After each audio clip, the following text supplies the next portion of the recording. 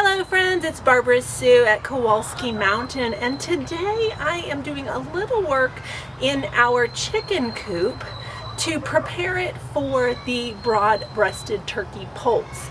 Right now they are in a Rubbermaid tote that's in the dog kennel, and that protected them from the cats until this cage was available. And I gave it a little bit of time just to let it be and let the chickens do their job in here, digging around and kind of cleaning things up. I've turned the soil, I put down some diatomaceous earth, and now I'm making an enclosure for the poults inside of here. They've got a good shelter, they're sheltered from the wind, and they'll have a lot of space out here. So come along.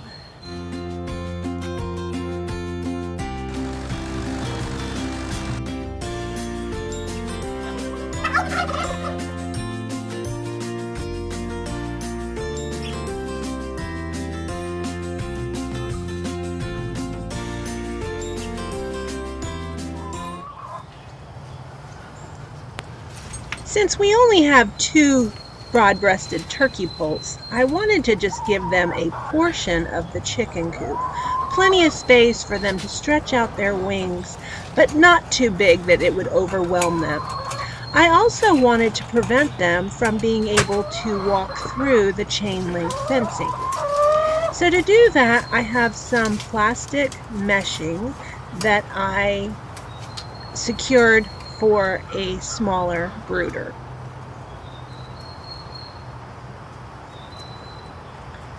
Now this is a temporary living situation, remember? And so we don't want to build a permanent cage that maybe we would make a little differently. This is going to be made to take down after this project. To secure the plastic netting along the bottom, I dug a shallow trench and put the bottom of the netting down into the trench. I did use some zip ties to hold it into place along the bottom post and also along that post that you see in the middle of the coop.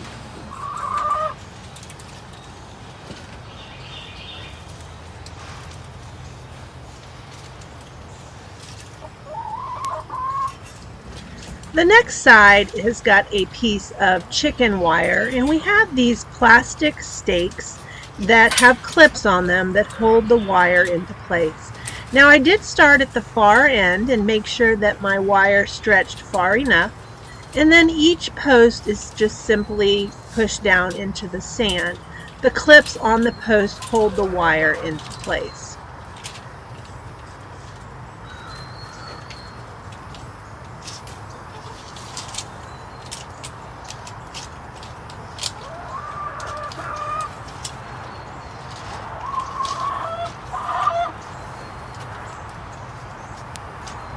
Now once I got to the center pole, I wrapped the end of the chicken wire around the pole so that there wasn't a gap for the poults to escape.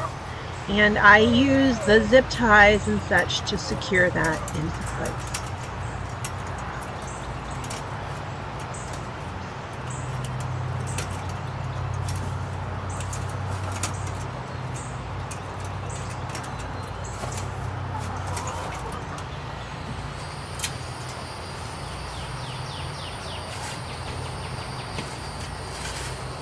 I built up the sand along the edge of the chicken wire just to make sure that there were no places that the poults might escape.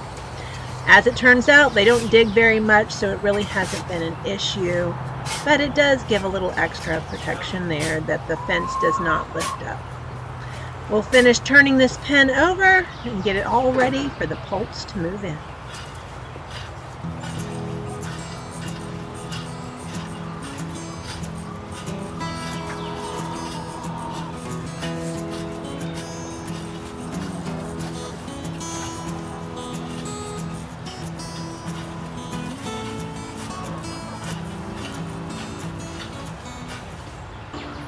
When hanging a heat lamp, we always use 2 points to secure it. We don't just depend on 1 point because we wouldn't want that to fail and cause a fire in our enclosure. I carefully hung the heat lamp in the near center of the brooder area. But as it turns out, the Poults did not care to be in the center of that large enclosure. The first night I checked on them, they were hovered in a corner together, and so I ended up moving the light into the corner where they felt safer. Did you get more zip ties or is that from our shop? I got it from the shop.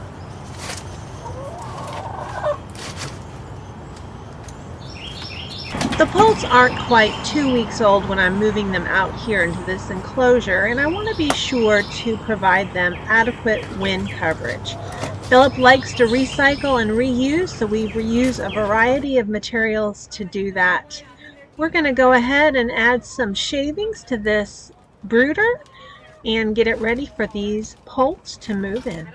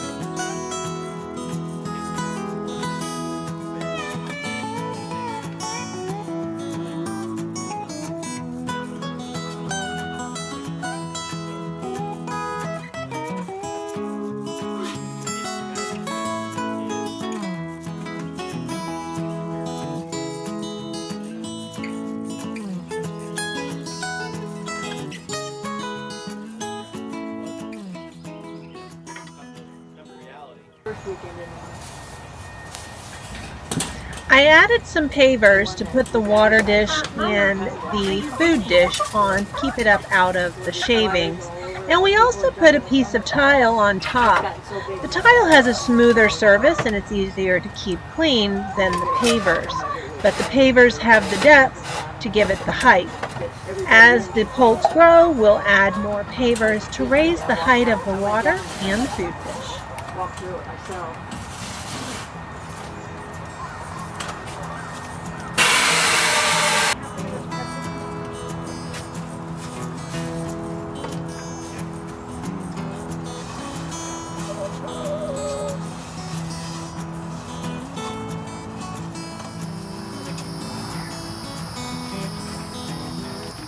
Oh my goodness. Now it's ready. The two Poults have been living in this small Rubbermaid tote for the week until we could get this larger enclosure ready, and now it's time to move in. Alrighty, here they are. This is how much they've grown. They've got their wing feathers and they're jumping a lot. So this should help. They won't be able to get out of this one. It's going to make a big difference for them.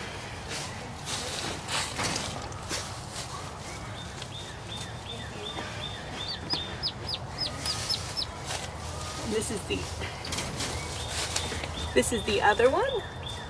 They're looking really good.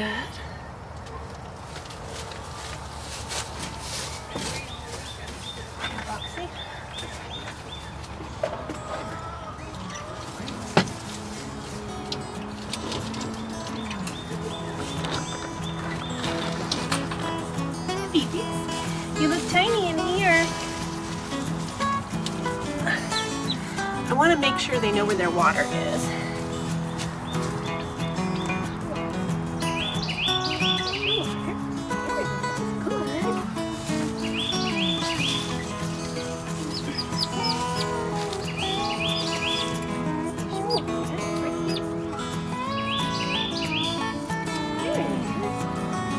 Good babies. Now you got some space. Yes, you do.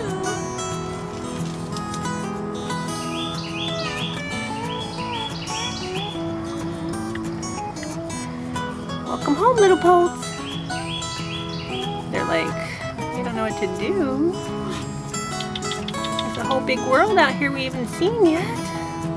Oh, okay, good place to sit.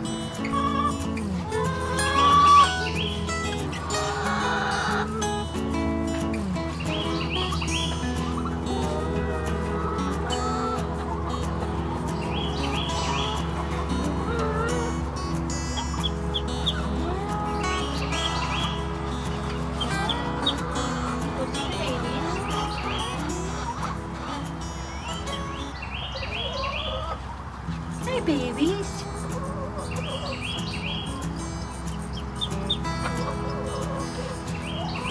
Come on. Come on out. Come on. Even though I started my wire at that far wall, I still ended up with a little gap that I was concerned about. So I used a board to place an extra barrier so that I knew that there was no opening for the poults to escape.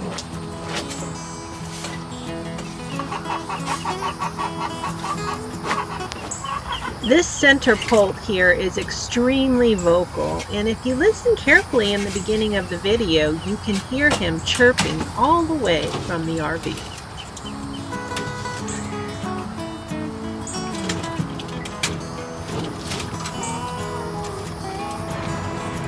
Well, friends, I think I've got these poults all settled into this new brooding area. This is more than enough space for 2 small poults. They've got plenty of room to stretch their wings. They're starting to fly a little bit and give some effort there. So we'll see how this works out till they get a little bit bigger. The next step will be to go to this full coop, and then they'll start going into the yard as they get larger. Thanks for watching. We so appreciate you hitting that subscribe button and helping us meet our goal of hitting 1,000 subscribers. Thanks for watching, and we'll see you next time.